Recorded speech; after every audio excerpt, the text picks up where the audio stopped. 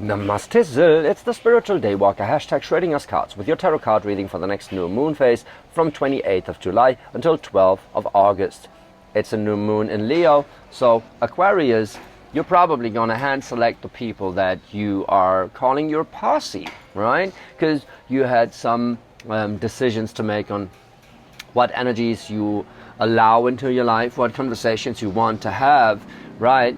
And since you're usually moving away if shit is boring you, that Leo energy is going to make you reset your thoughts about how to, well, work with a posse, work with people in your life, and maybe you even want a community that is able to handle those deep conversations, right? And not just, move away every time something is off, but maybe manifest something that kind of fulfills you in that area of life. That being said, I don't do love readings if love comes up in a reading. That is on you, because you are manifesting it, and life is a self-fulfilling prophecy, so I don't want you to manifest something into your reality that is not supposed to be there just because I say so. Also, I'm sorry for missing the Capricorn full moon. I was in the Capricorn energy myself, setting up the website, daywalker-bali.com. Visit the website, it's cool, and there's going to be some insight on it about the new tarot deck framework that I'm building. So Aquarius, this might be interesting for you. It is going to merge a lot of mystical principles with vortex-based mathematics to set up a new kind of numerology on the tree of life of Kabbalah, refine the entire framework, set up a new deck structure to replace the Rider-Waite, streamline it, make it more readable, right? Cut to the chase, and like more intuitive, more aligned with the universal principles. So maybe you'd enjoy it. Check it out.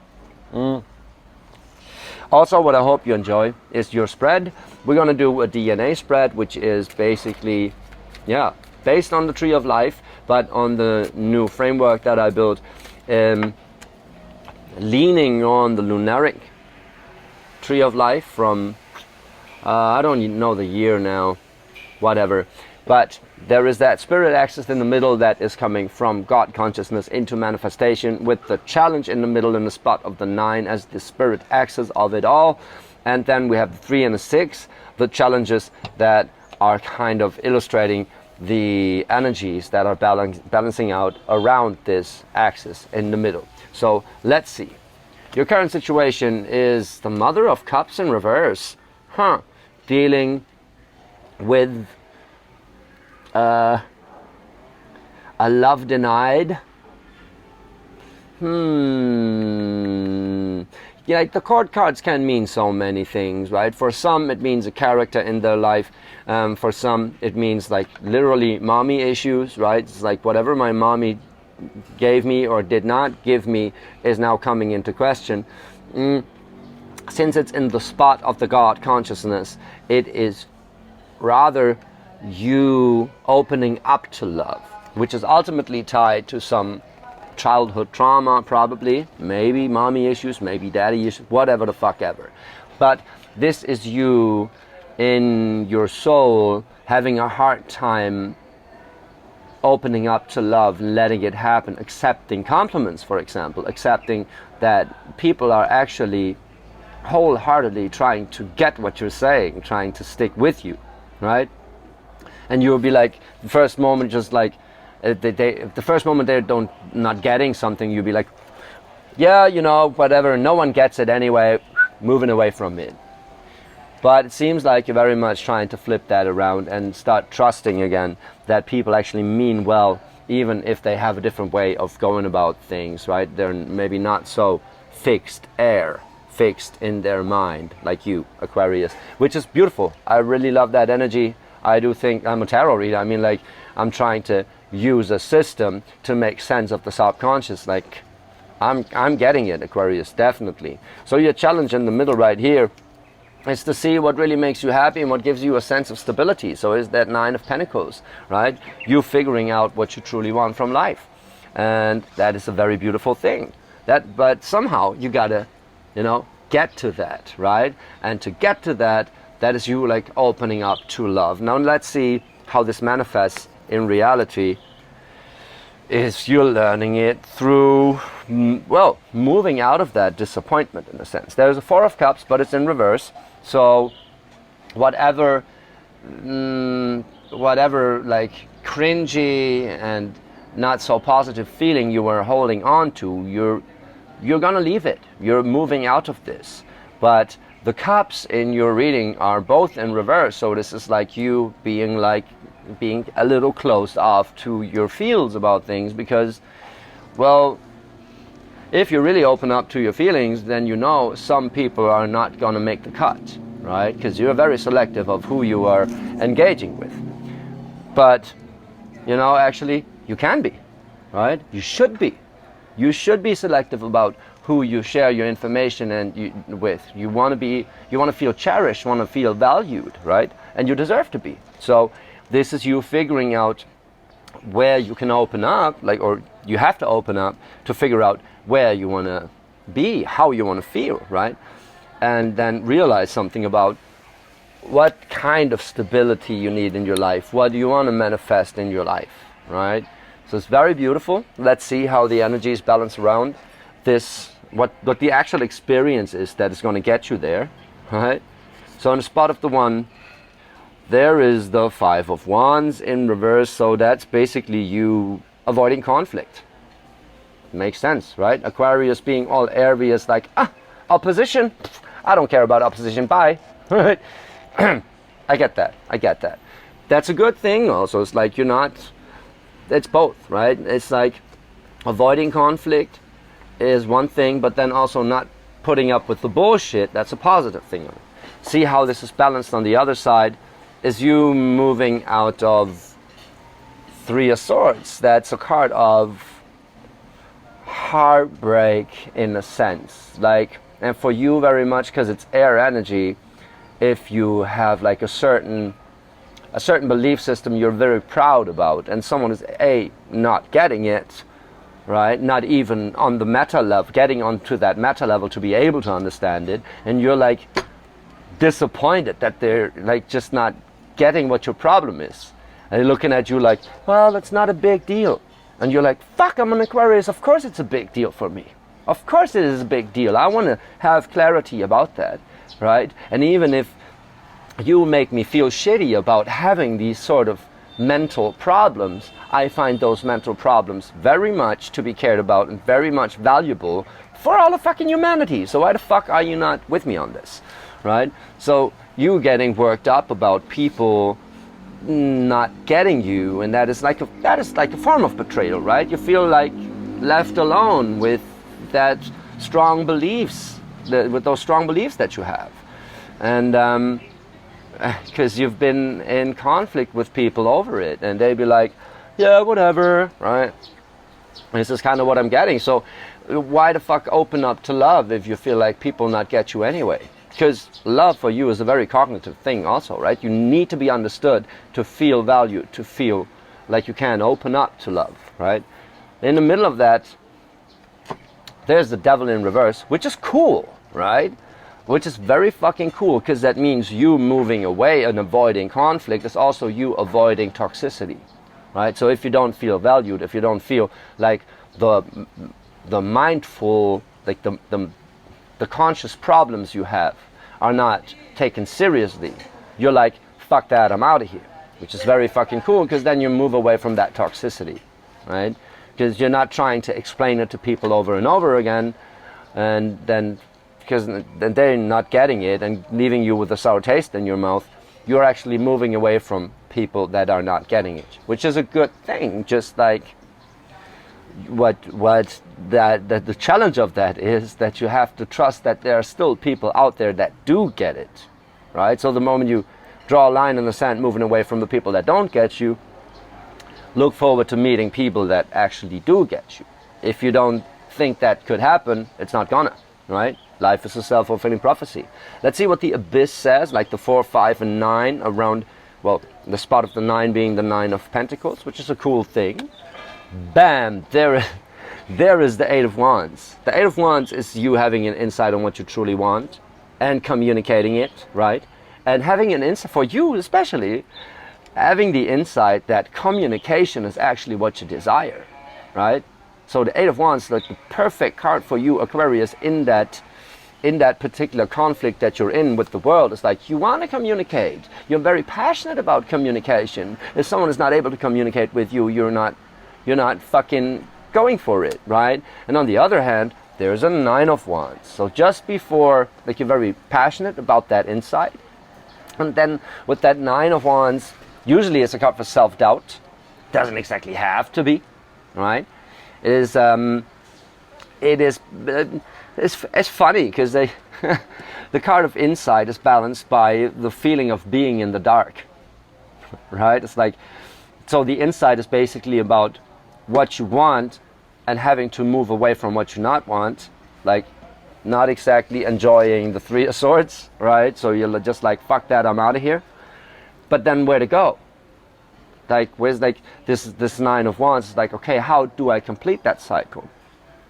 And that is very much about what you want to manifest in your life. So the challenge here is that you get clear on what you want and not only what you don't want, so you then can sure-footedly move through that Nine of Wands energy that is a little doubting, like, is it gonna happen? Is it gonna happen for me? Are there actually people out there that understand the meta levels I'm working on and actually value my problems and stuff like that?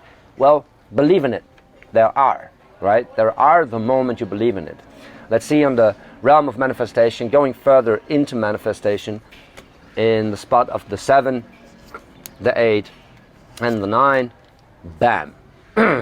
Well, like I said, the 9, not the 9, it's a 6, because the 9 is here, right? But the 6 in that spirit axis is the Ace of Pentacles. That is you having to realize the potential of what you can manifest, right? And on the other side, you're moving from the 9 of Wands into a 10 of Wands in reverse, which is cool, right? Because the 10 of Wands is like taking on too much, having too many desires at once, or even like, yeah, well, kind of cutting through the woodwork of bullshit, right? On the other hand, balancing it out is an 8 of Swords. It's just also funny because you're moving from an 8 to an 8, from the passion to the Swords energy. It's like, because Swords is a good thing for you. You're fixed air, so you feel very much comfortable with the 8 of Swords energy, which is usually a little bit too much of thinking. It's an abundance of thoughts. So for most people, they just drown in that abundance of thoughts, right? And you might too, because it's a bit of getting lost in the sauce. Even if you feel very comfortable with having thoughts and arranging them and whatsoever, it's a little getting lost in the sauce. But balancing that out is you deciding not to be overwhelmed anymore, right? And, well, your challenge there is to see the potential that you could manifest. See how that manifestation, right, could actually come to be. That is very beautiful. That is very freaking beautiful. So you're not putting up the shit anymore. Funny, I see that now, because in the same row, because like the 5 of Wands, right, it's a DNA spread, right? So it's going diagonally. The 5 of Wands reverse into a 9 of Wands into a 10 of Wands. So we have the 5 and the 10. And even though you kind of struggle just before completion, when you get to that completion, you realize, I actually don't want to feel like that overwhelmed anymore. And this overwhelming feeling is like, that's the thought of testing yourself, like, okay, maybe they're right. Maybe it's not a big deal after all. Yeah, guess what? It's not exactly a big deal, so they are right at some point. But you do enjoy talking and thinking about it. So you have to be taken seriously in that point. So that's the 8 of Swords, right? It's like, yeah, they are right at some point that you're spiraling in thoughts. But still, it is very valuable that you go through that experience, that you are working with those thoughts. You feel very comfortable in that 8 of Swords. Because look, this 8 of Swords is also, there's a cocon, I don't know what's is that the English word? Right, that's a butterfly in training, right? So this is very much for you. This is actually a good energy, right? It's the energy you feel comfortable in. You're making up your mind. You're just like, okay, weighing arguments, right? It's abundance of thoughts that you are very comfortable with, right? So you're accepting that at some point they are right, and you don't have to like be so attached to all the thoughts you're having. So you're not overwhelmed with the Ten of Wands anymore. But it's okay to have that thought, to have those thoughts, and just like be very mindful about it. And if you manage to balance those types of energies, those two insights basically, right? That's when you realize all the potential and fine-tuning what you truly want, where you come from the Ace of Pentacles back into the Nine of Pentacles, like, okay, so I have the potential to manifest all I want. So what it is I want. I don't want the Ten of Wands, but maybe this Eight of Wands technique is giving me some insight into what I truly want, right? So I do believe that for you, being in this mind energy is very important, but attaching so much passion to every single thought is not actually helping, right? It is you having to realize how much you love thinking, just for doing the right things, like thinking about things. That's a very beautiful thing, right? And if you manage to shift that passion onto the meta level, that's when you realize, like when you fine-tune whatever it is you want to manifest in life, when you can open back up to that self-love right here. Because it seems like someone or some influence of love in your life was very much not getting you. It's not even a love denied, so now I get it even more so. It's not even a love denied, but it's like a parental figure that had a lot of love for you, but didn't love you the way you want it to be loved, right? So like, for example, someone telling you that you're an overthinker, and you're like, but I love thinking. I love, like, don't you want to get to the roots of things, right? And you're coming to terms with like them being different, you being different, you owning your reality and seeing what the true potential is that you actually can manifest once you kind of streamline where you put your desire, where you put your fire energy, right? It's not exactly, there's no card of like getting out of your head about stuff really in here. It is really coming to terms with what's in your head. I very much feel like this Eight of Swords for you is a beautiful card, like making up your mind about what thoughts you want to entertain, and or that you want to entertain thoughts in a sense. I hope you can still hear me. It looks like it. Okay, cool. Yeah, Aquarius, this is a very beautiful energy, right? It is very beautiful for you to realize what you don't want and how you want to go about this. And in the middle, there is that Nine of Pentacles. It's like you're going to realize, right? You're going to realize.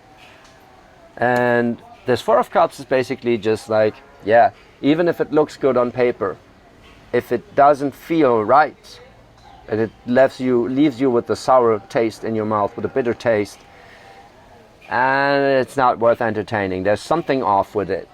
And you have the ability to streamline it, because you know where it's coming from. You know what is up. You're a truth seeker. Go for it. So moving away from toxicity into what you truly want, but it's very much, be aware, it's on the meta level. It is very abstract what you're manifesting here, right? But you are the one person that gets this concept. So Aquarius, enjoy. If that resonated with you, like and subscribe, drop a comment, give me some feedback. I'd love that. Check out daywalker-bali.com, give me some feedback on that. And yeah, watch the tarot deck concept coming to life. And very much want some feedback on that one, especially from such a brilliant thinker as you are, Aquarius. So check it out. Own your metamorphosis right here. It's like you don't have to overthink, but thinking is a good thing. I know I am an Aquarius moon. Like I really fucking love this, right? Love to get into that spiral of thinking, seeing all the sides and whatever. So enjoy it, embrace it, embrace it. And you're going to find the people that embrace it with you and that very much cherish how you go about those things, right? Very, very beautiful. Thank you, Aquarius. I love you.